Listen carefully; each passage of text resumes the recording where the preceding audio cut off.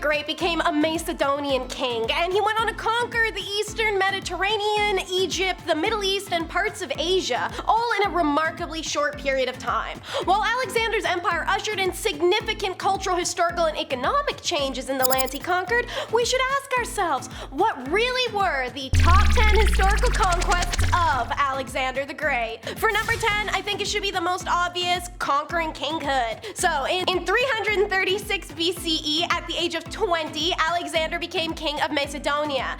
Because this is ancient times, I'll have some fun with it. Was it A, Alexander killed his dad?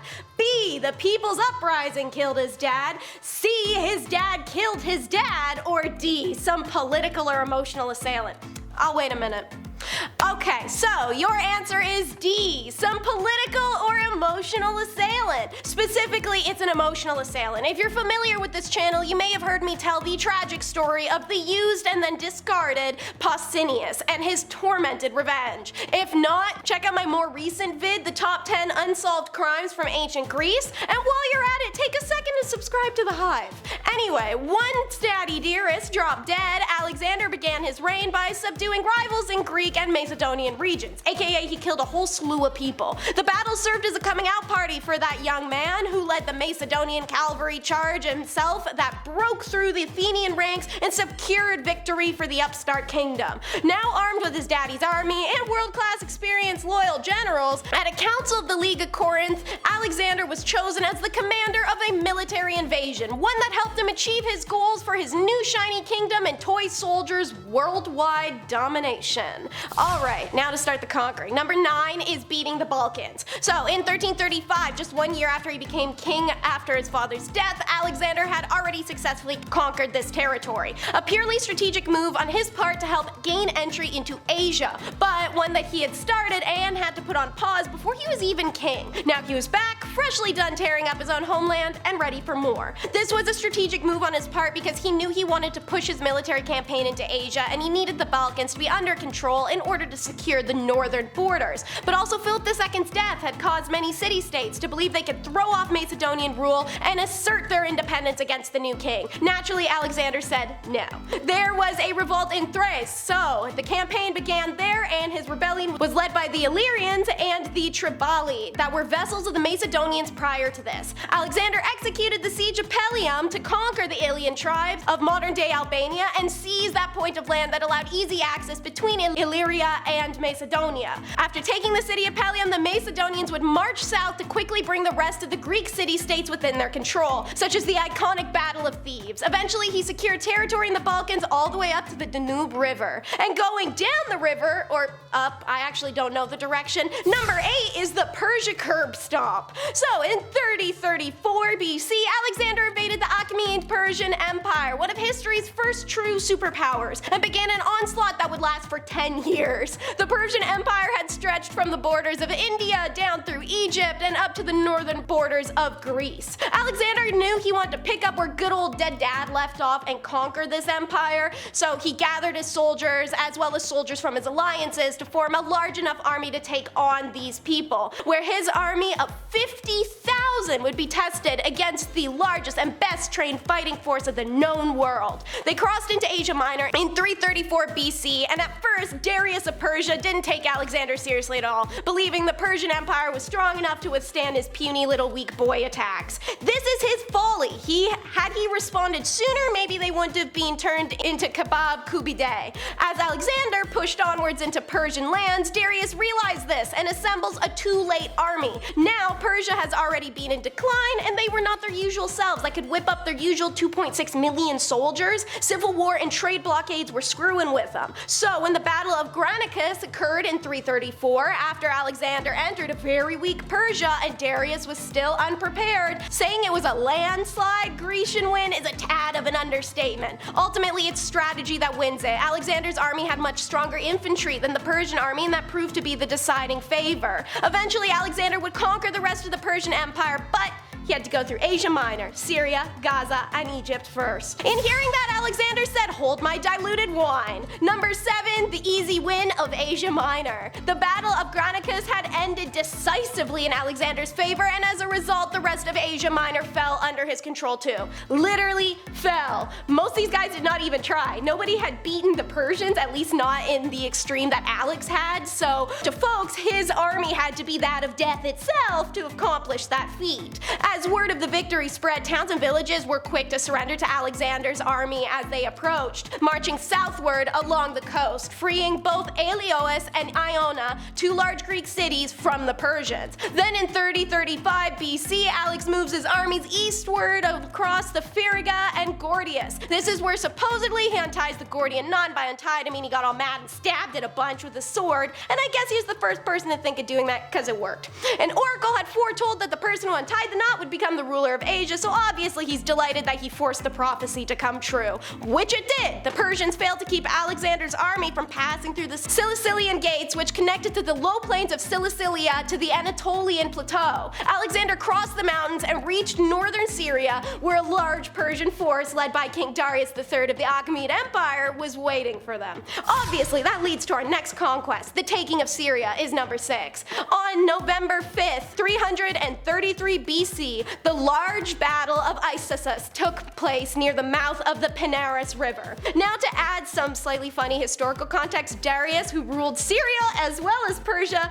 didn't see Alexander as a threat still, because he assumed the invasion would be short-lived. Man, at this point, let's just say assumption put the Persian Empire in the damn ground. Darius and his commanders were naturally proven spectacularly wrong when Alexander not only chopped the line straight through Granicus, but then moved all the way through Asia Minor, who all essentially tossed themselves at his feet immediately and peacefully as he marched through. But now the stage is set for a showdown between Alexander and the leader of the Achaemenid Empire himself for the fate of all Asia.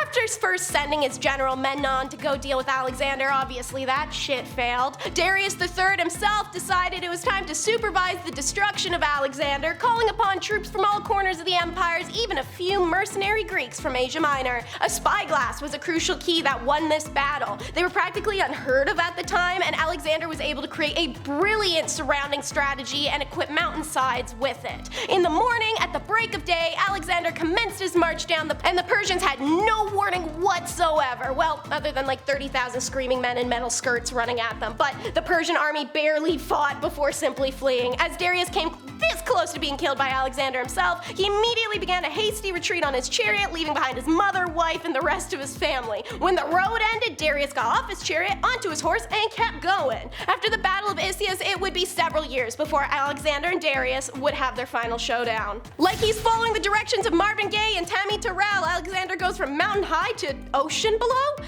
Alexander pretty much stops everything he's doing to invade the seemingly inconsequential Tyre. Why? Vendetta. Also, Alexander's grand strategy depended on establishing the logistical capabilities to attack the Persian heartlands. Tyre would provide that. Other cities of the region had already peacefully submitted to him, and he wanted to give the Tyrians an opportunity to do the same. Thus, he requested permission to pray at the temple of the Tyrian Hercules, Melkart. The Tyrians go, no, go use the perfectly good old temple that's on the land you're standing on. It's like 2 feet from your left. Alexander looks at the temple, then looks at them and goes, no, I don't want to pray at that temple. I want to use your temple. Then everyone just kind of stands there staring at each other for a few minutes in a stupidity stalemate, since everyone knows this is a trap. The Tyrians unfortunately love to assume things like their precious leader Darius, and felt Tyre had a good chance of resisting Alexander, offering Darius time to regroup. Still, Tyrians believed in preparing for the incoming siege. They evacuated all the city's women and children. The 40,000 people who remained to defend their city dug in and prepared for battle. Initially, it genuinely seemed that Alexander would be unable to capture the island city, but then came the fleets of the Phoenician cities under his control, and a Cypriot fleet, and a slew of boats surrounding the island. He proceeded with a relentless siege that involved quite a few engineering feats, such as siege towers and bridges. Then finally, they reached Tyre. 7 months of hatred and pent-up aggression led to Alexander's army committing unspeakable carnage in the city. Up to this point, he had a reputation for generosity and mercifulness, but something about the Tyres really threw those virtues out the window, and Alexander ordered the death and crucifixion of nearly 2,000 men. I hope they brought some shea butter because all the sand up in your boys would create some cranky soldiers, especially as they march through Gaza, the next conquest on our list, and number 4 overall. Call this I put my name on everything special because the Macedonian king was in Egypt. He slapped the name Alexander onto just about any workable surface. City, document, Christ. I would be surprised if he used his stream to write it in the sand a few times. So now that Syria is taken in 332 BC, Alexander backed up multiple reinforcements and marched into Egypt with the mission in mind to take over Gaza, which was a formidable stronghold with 60-foot-high walls. As Alexander arrived to the city, he and his engineers determined the southern wall to be the weakest and the best side to breach. In order to overcome the high walls of Gaza, the Macedonians built massive mounds that even defied engineers' expectation as how quickly they could be built. They hit some road bumps, like having the Gazians try to protect their city by throwing hatchets and flaming poo and other fun stuff over the walls, but it only succeeds in banging up Alexander's shoulder. Imagine stopping that deranged freak. The Macedonians continued to build mounds around Gaza until the arrival of the siege equipment from Tyre. The entry of more siege equipment allowed the walls to be broken almost instantaneously, and soon major sections were falling apart. Macedonians poured in like ants out of the soda can you left out overnight, and through the walls, where the Gazans fought them until the end. Soon the city was captured, and Alexander was able to assert control over the path of land connecting Asia Minor, Syria, and Egypt. Mano a mano, king versus king. For number 3, it's Alexander versus Darius, the last stand. In November 333 BC, Darius had lost the Battle of Issus, resulting in the capture of his wife, his mother, and his 2 daughters. Mostly because, as I told you, he quite literally ran away to Babylon, where he regrouped the remaining army from the previous battle. It's with them and anyone willing to offer soldiers that Darius collected an immense army and advanced to meet the Macedonians in person for the last time. It takes a little for the 2 armies to meet because somehow they actually passed each other without either noticing. Kinda hard to miss hundreds of thousands of people, so when both kings found out that happened, they both sent someone to double back and go check, and then those people, yeah, turns out they somehow passed each other, so everyone turns the ponies around and goes to meet up properly. In 331 BC, Alexander's army finally meets that of the Persian Darius. Alexander's well-traced people faced Darius's massive battle line and organized strategically, charging the left of the Persians' lines with archers, javelins, throws, and cavalry, while defending against Darius's outflanking cavalry with reserve flank guards. During the combat, so much of Darius's cavalry on his left flank was drawn into battle that it allowed for a gap. Alexander and his personal cavalry immediately penetrated it and then wheeled again to attack the Persians' flank and rear. Like the rats in Ratatouille, the army panics and scatters, and Darius is later killed by one of his own satraps. Alexander took the Persian capital of Babylon. Now for how Alex bit off more than he could chew, it's invading India for number 2.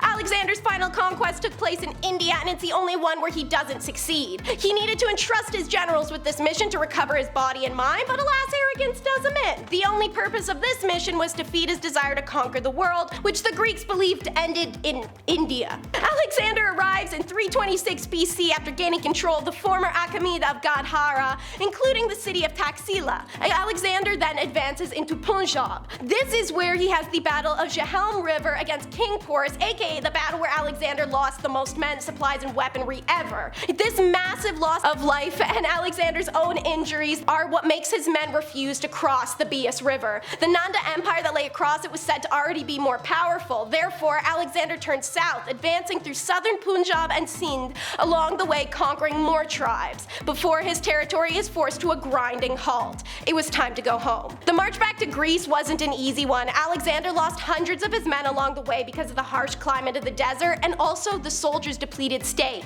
Then Alexander himself fell ill in 323 BC. And now number 1 is the ending of Alex. At just 32 years old in Babylon, Persia, where he had started his great conquest, Alexander's string is snipped. Speculated causes of death have included poisoning, a coup killing, and a number of infectious diseases. Alcoholic liver disease also comes up, as Alexander had become a hardcore party drunk by the time he died, and his strange illness symptoms could be compatible with the awful death of cirrhosis. Macedonians and local residents wept and threw themselves to the ground at news of his death, while Achaemenid subjects were forced to shave their heads. The mother of Darius, who was real tight with Alexander after Darius abandoned her and the other lady family members, having learned of Alexander's death, became depressed and took her own life. What really makes me say this idiot could have arguably conquered death was apparently his body didn't begin to show signs of decomposition for a full 6 days. So maybe 6 days of conquering decomp is the better term. To the ancient Greeks, this confirmed all that they thought about the young young Macedonian king and what Alexander believed of himself, that he was not an ordinary man but a god. Modern day science doesn't have an explanation for that yet, aside from people lying and expecting us to believe it in the future. Alrighty, that's the end of another historical video. I hope you enjoyed. Be sure to like and subscribe to see more from us, and until next time, drop a comment, a like, and a subscribe below. Bye!